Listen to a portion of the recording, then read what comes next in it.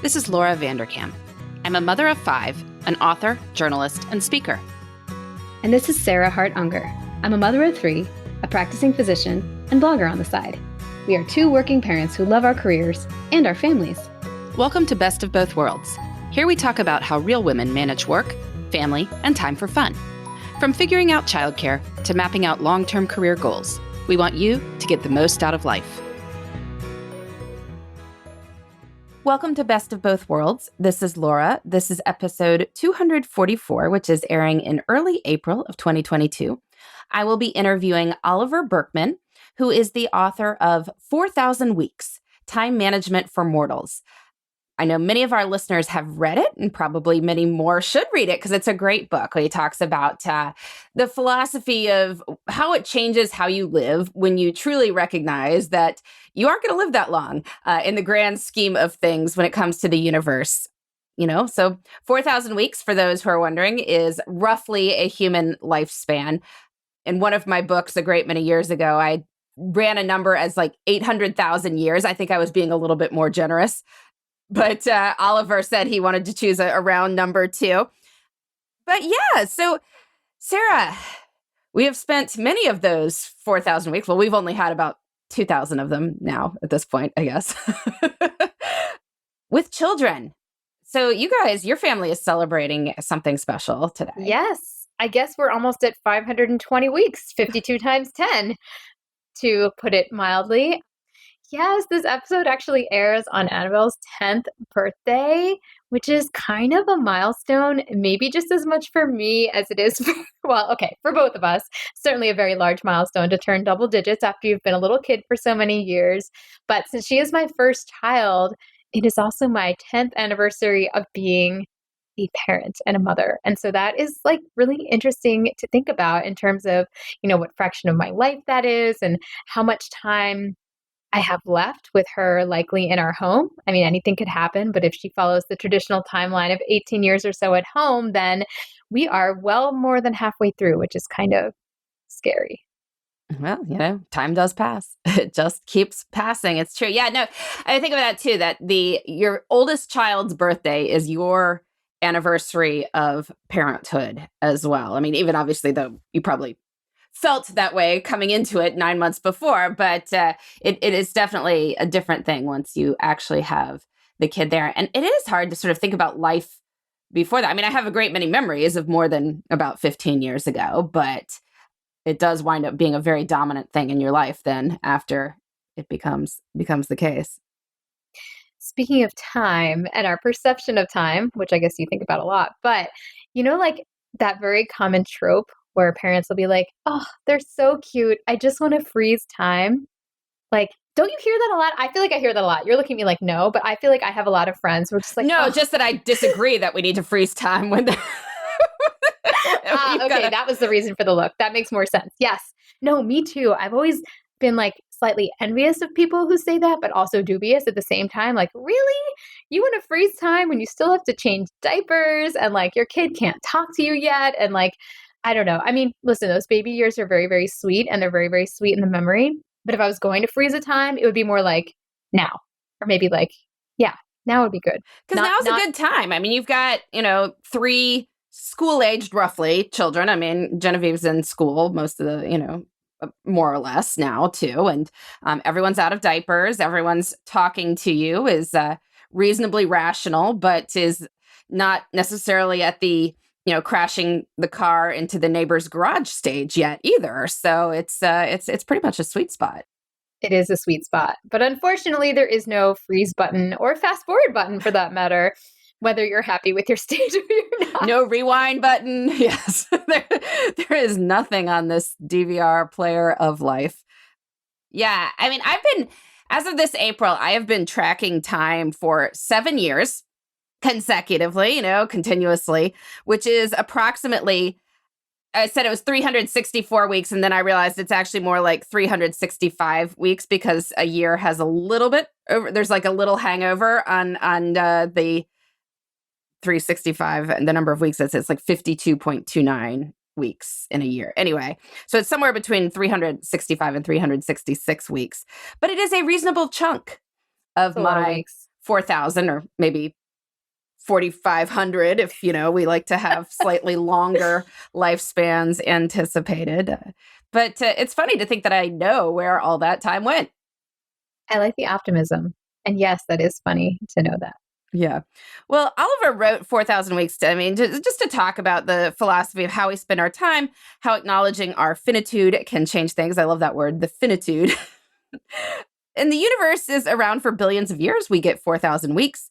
All of humanity, indeed, is not actually going to be that long, which is sort of funny when people talk about, one of the things he talks about in his book is all these sort of Silicon Valley tech bros talking about how they're going to make a dent in the universe. It's like, you are not making a dent in the universe, no matter what you do. The most important person on the planet isn't probably making a dent in the universe as it goes. But, on some level, that's kind of liberating, because if you realize you aren't making a dent in the universe, maybe you can be more cheerful about your own experience of time, making a dent in your own satisfaction, making a dent in your own ability to make life more comfortable or cheerful for someone else. And that certainly counts too. A different sort of dent in the universe, but probably a good one all the less.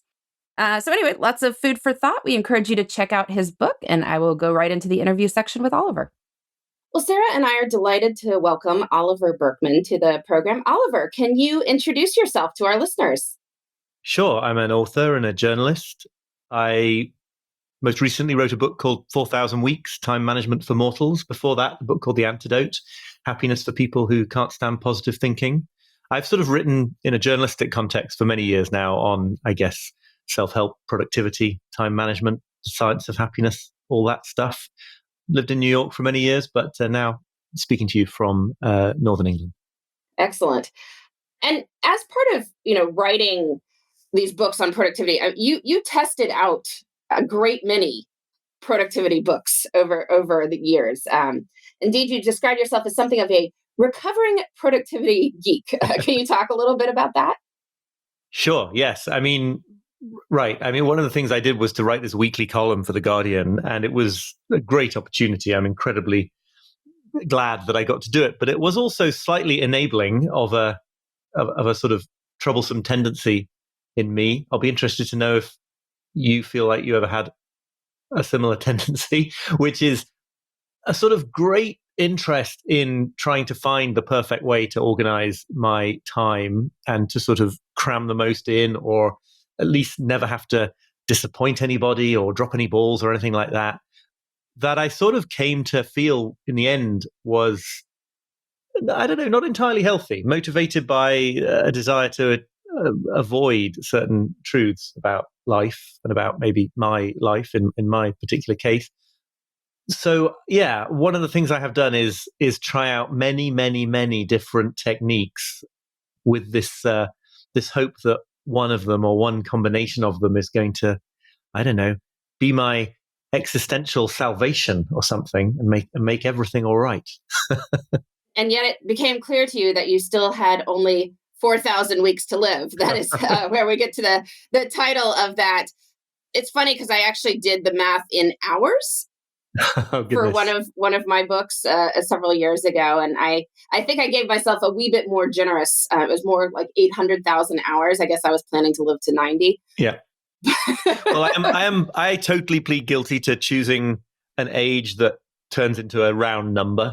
Exactly. So, and as I make clear in the book, obviously, with luck, most people reading it will get a few more than that. But yeah, it's all shockingly finite. It is very finite. And you wrote in your book that it grew painfully clear that the things I got done most diligently were the unimportant ones, while the important ones got postponed. Why is that when one is trying to organize life and time that seems to happen? Well, in my experience, I think the down at the ground level answer is simply that you tell yourself that you need real time and focus in order to turn to the things that really matter. I give the example in the book of like doing research for an article when I worked as a journalist. There's the sort of quick stuff you do, and then there's the the slow burn things you're sort of doing off your own initiative that might make a difference to your career in a significant way. And it's the latter that you tell yourself you really need time and attention. You need to have all this other stuff off your plate. You need the decks to be clear. And of course, the decks are never clear. And in fact, the effort to try to clear them often makes them fill up again faster. And so you systematically don't get around to the things that you tell yourself you really need the time for, because you have set this standard of needing to get everything out of the way. I guess at a deeper level, because I do try to sort of tie all this in all through the book to the philosophical level. I think that, we mainly exist in this situation of deep denial about what it is to be a finite human being with limited time, limited control. And so there's something very comforting about putting off to later the things that really matter, the feeling that like real life is going to be in a few months' time when I've got all this stuff dealt with. Because, it has this quality of timelessness to it. It's this idea that there's always going to be more time, and that at some point in the future, you'll get your life in working order and you'll do it right. And it's only a provisional state now that you've got to be, managing all this chaos and these obligations that you didn't choose. It's very alluring to want to sort of hold onto that vision that it's not going to be like that one day. And then eventually the future keeps coming and we run out of time. So you talk about the art of creative neglect, that one way you learned to deal with this, or in the process of learning, I guess we're always a work in process, but that there are certain things you just decide not to do, or to limit how many works you have in progress at any given time. How does this sort of change your mindset as you go about your work? I mean, I have, to the extent that I've managed to put this into practice, I've found it extraordinary. There's an interesting distinction here, I think. It isn't about deciding to neglect a whole lot of tasks in order to focus on a few. It's about recognizing the truth that you always are doing this anyway, and deciding to do it more consciously. I think that one of the things we don't like to admit about being limited humans is that we are always neglecting 1,000 things in order to focus on any one thing. And if you do that unconsciously, what tends to happen is your attention gets dissipated between them all. You're spreading yourself too thin. You don't actually make progress on any one thing, because whenever one thing gets difficult, you just bounce off to the next. And I have really benefited from a sort of conscious approach that says, okay, and this can happen at different levels, whether you're talking about the number of things you'll do in a day or the number of major projects you're going to have on the go at a given time. But just saying, okay, I'm going to focus on these 3 things for now, and I'm going to make all the other ones wait outside the door until I've done these things. And that triggers real anxiety, because that's the anxiety of confronting your limited power to do things. It's saying, look, it would be great to really get a move on with this or that project at work or at home. I'm going to still, all the same, not do that for now, because I know that that's what I need to do in order to take this one on and to complete this one first. So, there are many, many different ways of implementing this in practice. But what I've found is that apart from anything else, you just actually get more of the important things done at a faster tempo. The reward for being willing to tolerate this anxiety of leaving things undone is that you do make much swifter progress on the things you focus on, and then gradually over the long term you begin to see that you've accomplished significantly more than you would have done had you tried to sort of do all those things at once. In some ways, this is just the time-honored wisdom that, most approaches to multitasking don't work. But I think it's interesting to see why, which is this idea that actually keeping a hand in 25 projects at once, what that's doing is, I argue, is serving an emotional purpose of making you feel in control, rather than serving the purpose of actually giving time and attention to the things that you want to accomplish. Yeah, that we just need to make mindful choices. My catchphrase is always that expectations are infinite, time is finite. We are always choosing, so choose well, right? Right. And there's something, I think it was probably an offhand remark in one of your books, and I don't remember where it was, but you it might not have even been in one of your books, but something that I recall you saying about people telling you, or mothers telling you, I guess specifically, that they can't relax until all the toys are tidied away. Yes. And a little bit of tough love from you, as I recall, saying, well, no, actually you can. And I think that this speaks to the same idea, right? Maybe it is possible every single day to tidy up all the toys and get them back to a state of perfect tidiness. But as soon as you expand that beyond the one issue of toys to a whole life, all the things you're doing every day, like if you postpone the part where you relax to the place where everything is squared away and everything is cleaned up and all the loose ends are tied up, then you'll be postponing it forever, because it is in the nature of our lives, especially today, that supply of open loops to close, or things on the deck to clear away, whatever, choose your metaphor. It's in the nature of our lives that those things are effectively infinite. So if you put off the real stuff until that's done, you'll never get to it.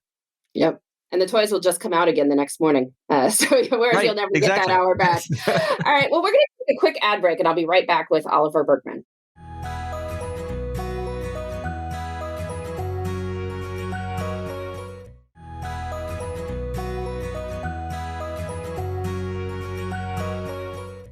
Well, I am here with Oliver Burkeman talking about his book, 4,000 Weeks, which is time management for mortals. It turns out that all of us are mortal, much as we try to deny it. Although one thing that can bring that into sharper focus is, of course, having children. I'm curious, Oliver, your child is relatively young, right? Yeah, he's 5 now. He was born after I initially sold the proposal for this book, which tells you how long it took me to write the book. I have to say, becoming a father did slightly get in the way of the book deadlines. Yeah. Yes, children will do that on occasion. So, Oliver, one thing that can change how we think about our mortality and time and all that is becoming a parent. And so, your child, I think, is relatively young. So, I wonder if you could talk a little bit about how being a parent has changed how you think about time. I know it certainly changed how I spend my time, but I'm curious how it has changed how you think about your time. Yeah, he's 5 now. He was not born when I first submitted the proposal for this book, which tells you something about how long it took me to write, and parenting will have that effect on book deadlines. But I think that the real sort of change for me was in the unignorability of one's limited time, how little time there is, and also making it unignorable that the value and the meaning of life has to at some point be found in present moments, if it's to be found at all. So, I think this is all true for people who are not parents or who no longer are the parents of small children. But I just think it's really easy to see when you're the parent of a small child, firstly, that you're going to have to make decisions every day about what matters enough to spend time on, because there are not going to be the extra pockets of time to sort of work on some nice to have work project that isn't that important, but kind of you're going to do it anyway. And then secondly, because small children change so incredibly fast, that if you're going to be present for that childhood, you are going to have to come out of that mindset that is always deferring value to the future, which is especially hard for the reason that, naturally, and especially under the influence of lots of parenting advice and parenting books and stuff, we're naturally led to focus on the future and to see parenting as the task of trying to create successful adults in the future.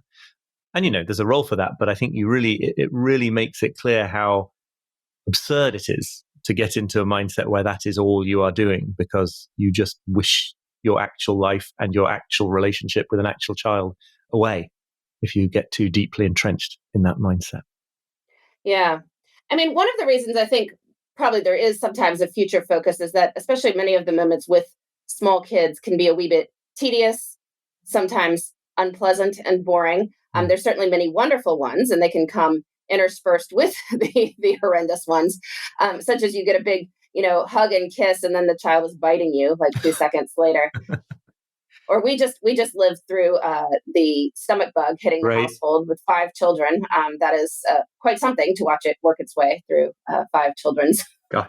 systems. So I'm curious how we should think about these moments. I mean, when we know that our time is so limited, we have 4,000 weeks, and here we are spending these long hours doing laundry and getting bitten by toddlers. I mean, it seems like that could almost be depressing. So I wonder how we should choose to think about that. Yeah, I think it's really interesting. I mean, I think there's a point I want to make, which is sort of about the ideal to aspire to. And then I want to very hastily qualify it and say that I don't think I come anywhere near to that ideal.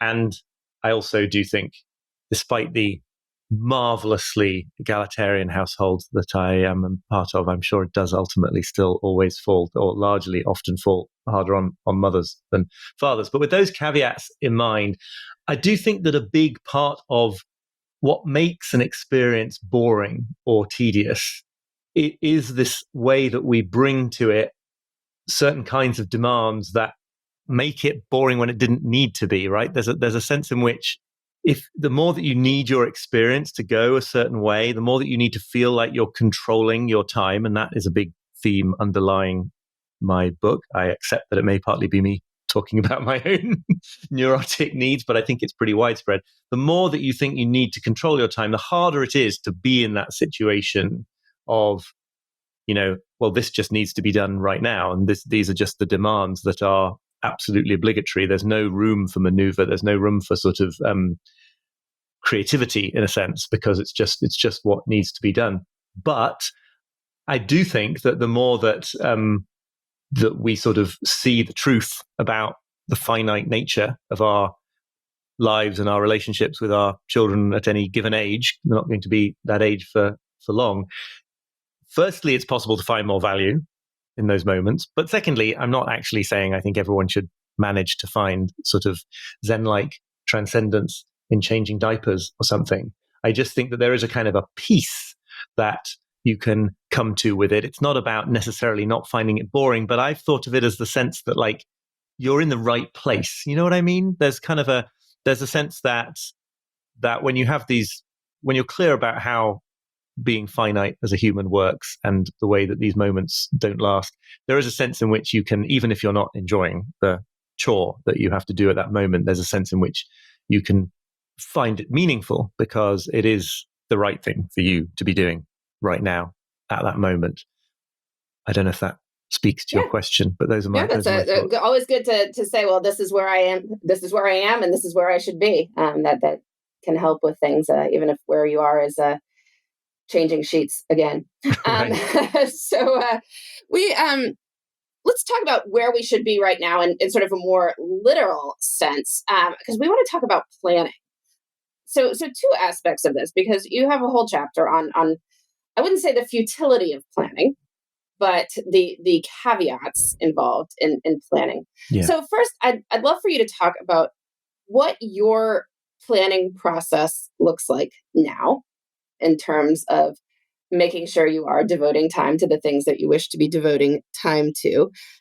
And then, how we can find sort of the happy medium between knowing that on some level life is unpredictable, unknowable, the future and all that. But on the other hand, you might have a book deadline in a year and have to get to that. And, if you have kids who need to be picked up at certain places at certain times, you'd like to have somebody there to have that happen. So how we find the happy medium in making planning work with that. Yeah, absolutely. I love this topic. I mean, partly because I have spent a long time trying to sort of exert total control over my day and then finding every single day that is thwarted by reality, and somehow not learning for a very long time that this was not going to suddenly magically start working.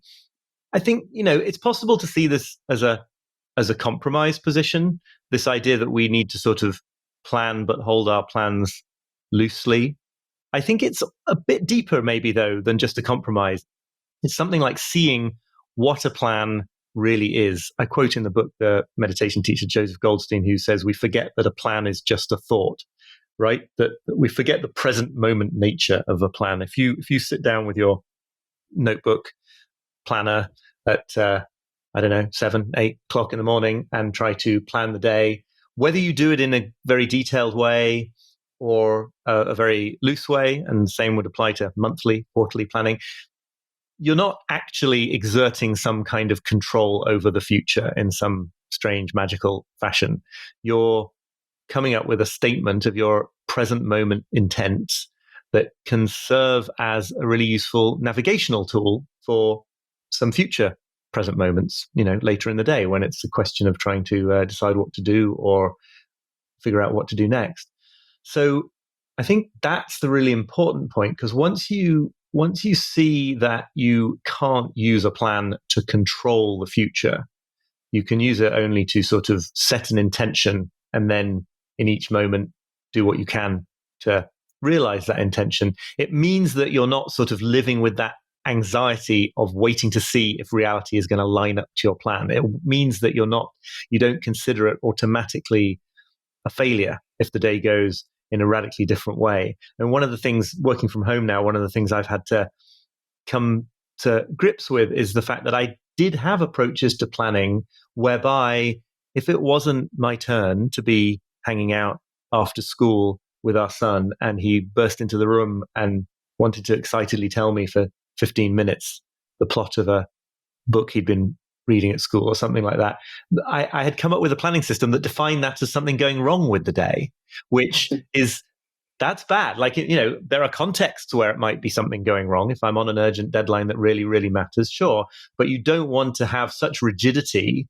It's definitely something that I have historically been prone to. You don't want to have so much rigidity in your planning that it automatically causes such a wonderful positive development in your day to be seen as a negative one. I'm very conscious, talking to a parent of 5 children, that this may get exponentially more complicated. We've only got one child. But so anyway, the way I try to sort of live by this approach now is, I wrote about this recently in my email newsletter, actually, an approach that because everything's got to have a name, I call to myself anyway the 3-3-3 method, where I try to do in the course of a day, about 3 hours on my most important current project, 3 other shorter tasks, perhaps ones that I've been avoiding or that are urgent, and then 3 kind of maintenance activities, which could be anything from kind of healthy habits like writing morning pages or walking, as I do try to do for an hour out here in the country, or things just like processing my inbox. And so I don't think the details of this particularly matter, and I don't think the 3s necessarily matter either.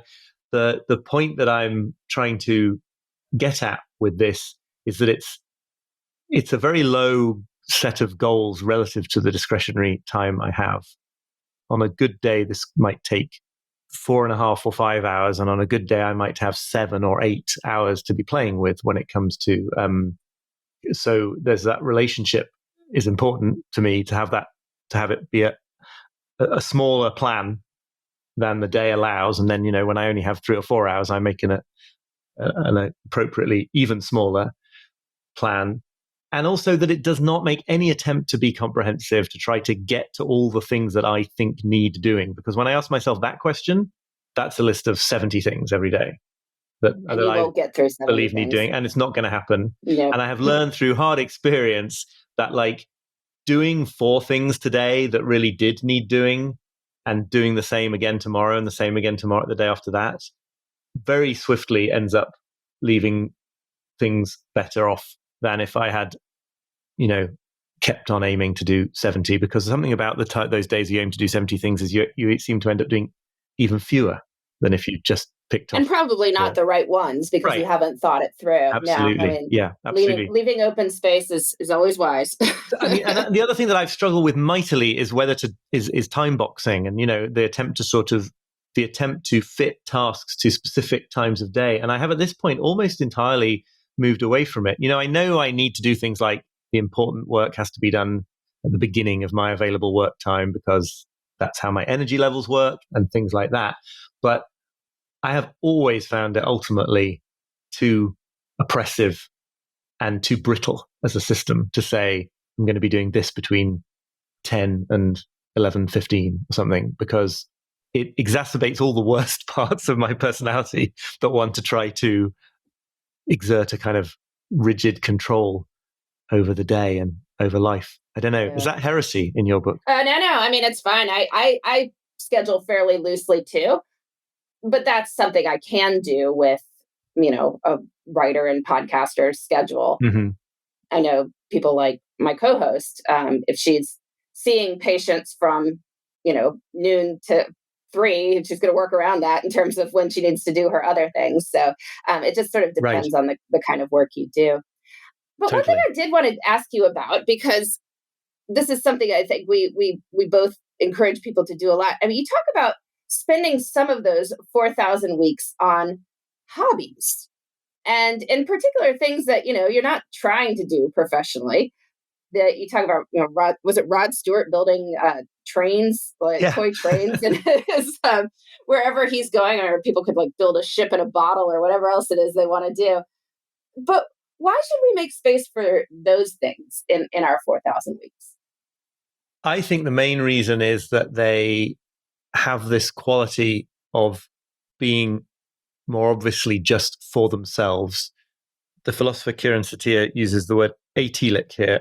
He calls them atelic activities. In other words, they're not defined by their telos or endpoint. You're not trying to get to a point with them. You're not trying to get somewhere. Their value is in doing them themselves. So one of the examples I talk about in the book, because it's very close to my heart, is hiking. And I'm now really lucky to live somewhere where, you can do such thing as a 40-minute hike if that's all you have the space for in the course of a day. There's not going to come a point where I sort of declare that I've done all the hiking I planned to do in my life, or I've completed all the hiking. I will stop at some point, but only because I have to or want to, not because a destination has been reached. It's not something really that you do to get better at it. It's just walking. And I've been pretty good at just walking since I was about, 4. And there are certainly ways now that you can sort of focus on posting your routes and your photographs of great views you're seeing to social media and to various apps. So, it can get co-opted into that whole idea of doing it for something else or for some other reason. But it's just, whatever the hobby you would do if you were drawn to, whatever you're drawn to, if you did make time for a hobby, it's likely to be something that you find pleasure in the doing of for itself. And I even make the argument in the book, it might be quite good to have something in your life that you're sort of actually quite bad at and still enjoy, which for me is playing the piano, specifically kind of bad piano rock, usually with headphones on to spare other people. Because there's no pressure. There's no part of me that is thinking, oh, maybe I can get really good at this and then get paid for it or get critical acclaim. That is all these things that I do think about with my writing. I would quite like to be celebrated for my writing, and that creates a pressure. There's none of that in playing the piano because it is never going to happen. And as a result, it's actually a special kind of enjoyment and pleasure and relaxation. Yeah. I'm curious if you have anything that is sort of because one of the things getting at this kind of weird here, but one of the things you talk about in 4,000 weeks is aligning your time with other people. And it seems like if you're getting at that, maybe you should even be playing bad rock music with a band that meets at a certain time that you all practice together. So I'm very curious if you have thought about doing something like that. Yeah, well, I mean, until we left Brooklyn until COVID, I sang every week in an amateur choir, and I don't want to suggest that the end result of that. I don't want to insult the other members of that by suggesting that it was a bad choir. It was a very good choir, but one of the wonderful things about choral singing is precisely that you can be not very good at it, like me, and the whole is much greater than the sum of its parts.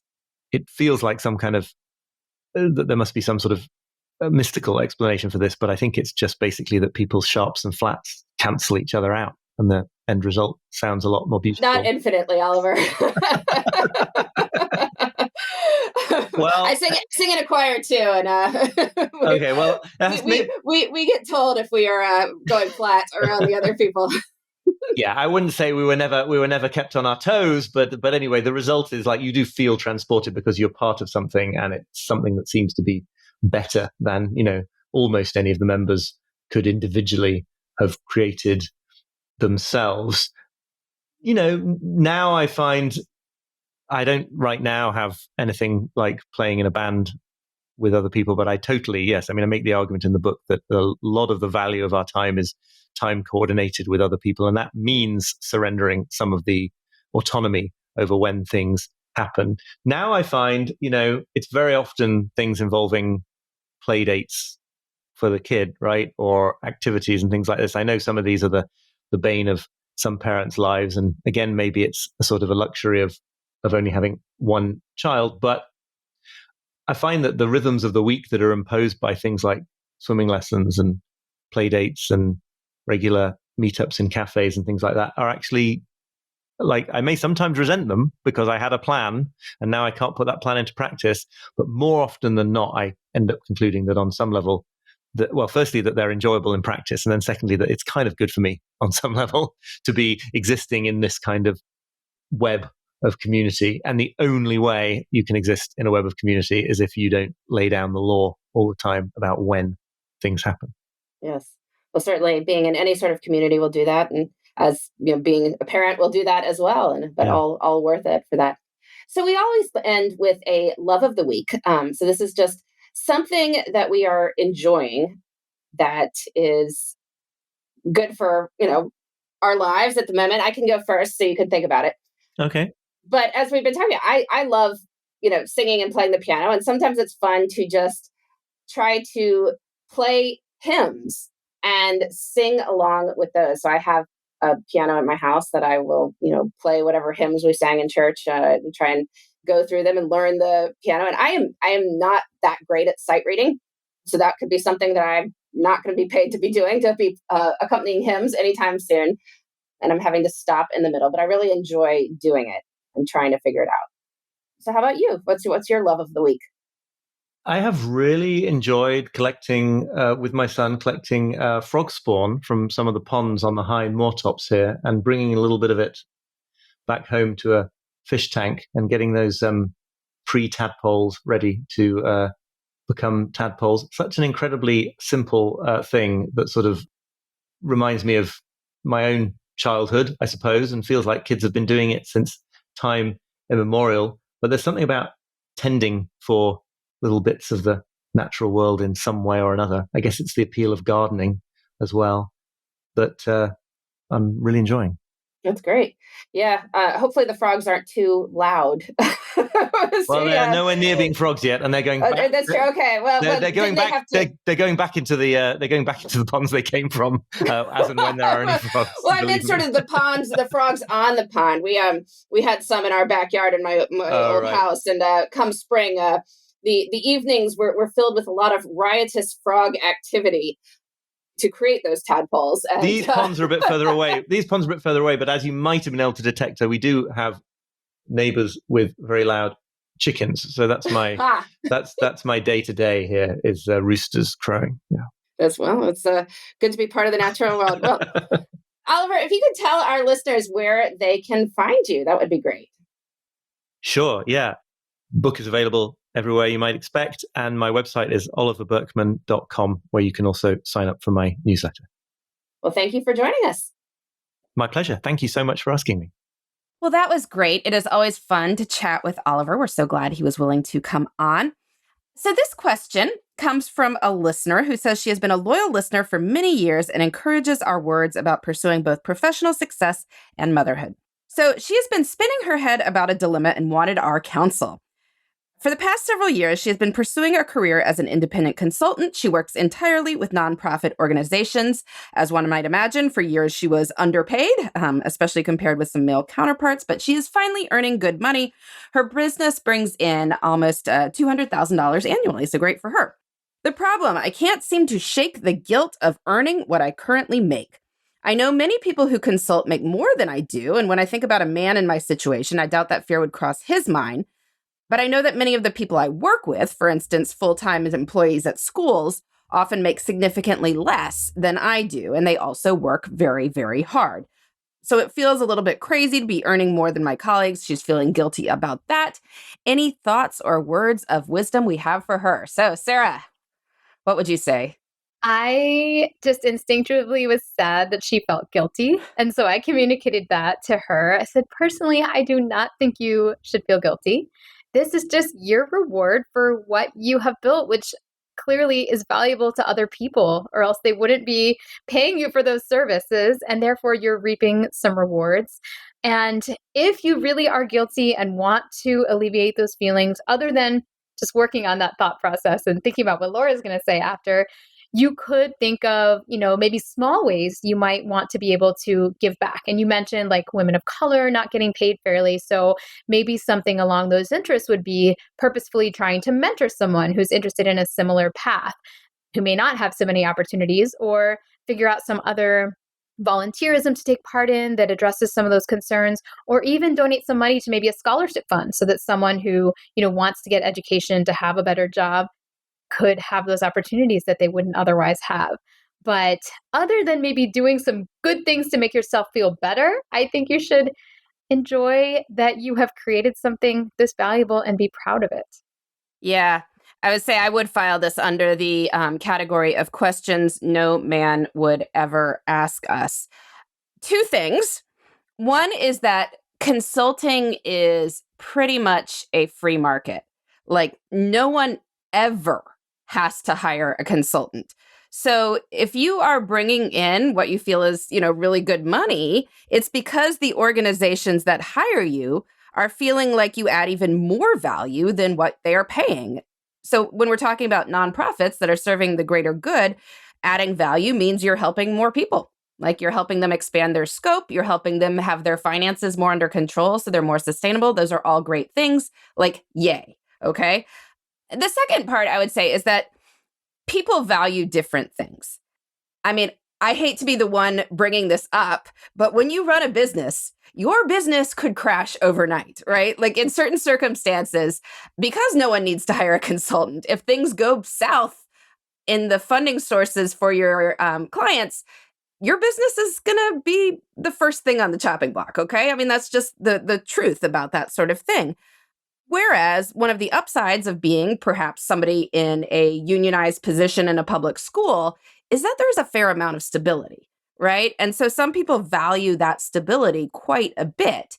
And there's a trade-off there in terms of, maybe not as high a salary as you could have in other circumstances, but there's good, benefits and stability coming with that. So, looking at the whole package. And maybe some people in larger nonprofits that you are serving don't have the unionized aspect or the same benefit packages that might be involved with that. But again, they may have more stability too. Like, that most people don't want to just cut their employees willy-nilly here and there. Like, it's very hard to run a business if you're doing that, running an organization. So there's some stability where they are going to most likely get a paycheck every 2 weeks, whereas you have to hustle to bring in what you are earning. And so some people value stability more and are willing to accept, in the grand market of labor, lower compensation in order to get that. So that's just something you can tell yourself. I'm not saying that there aren't many people who are underpaid and should be paid more, but you are also getting a risk-reward premium,